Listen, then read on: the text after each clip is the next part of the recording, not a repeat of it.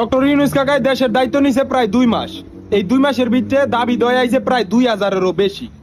একটা মানুষ কি দেশের অবকাঠামো ঠিক করতে আইছে নাকি মানুষের দাবি পূরণ করতে আইছে, বেটা নিজেই কনফিউজ। চোর পুলিশ ডাকাত বাবু, হিন্দু মুসলিম, পাহাড়ি আনাহারি, আমলা কামলা, রিস্কাওয়ালা থেকে শুরু করে কাচের বুয়া রাস্তায় নামছে। শুধু বাকি রইছে হিজলার তৃতীয় লিঙ্গ। এটা নিয়ে চিন্তা আছি কোনো একদিন তারাও একটা দাবি নিয়ে হাজির হয় যে আমরা গর্ভবতী আর বাচ্চার মা হতে চাই।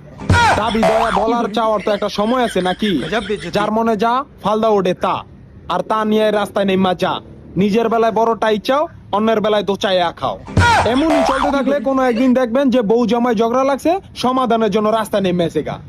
বউ কইব যে পোলো হইছে বাপের মতো কালা, আর বাপে কইব যে পোলো হইছে পুপারা কাশেমের মতো। এই সব নিয়ে রাস্তা নেমে যাবো গা। মালে আসেন মাল্লন, নাইলে আগে বাড়ায় তেললন। এমন একটা দেশে থাকি, বিশ্বাস করেন আর না করেন, এই দেশে সব সম্ভব। কেউ যদি বলে ভাই চিটাগাং থেকে পাহাড় হাইটটা ঢাকা হিসাব পড়ছে, তাও বিশ্বাস করা লাগবে।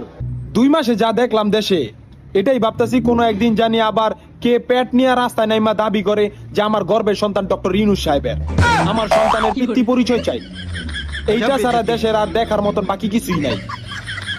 নিজের রাস্তা নিজে মাপেন। আমি এখন যাই। আল্লাহ হাফেজ।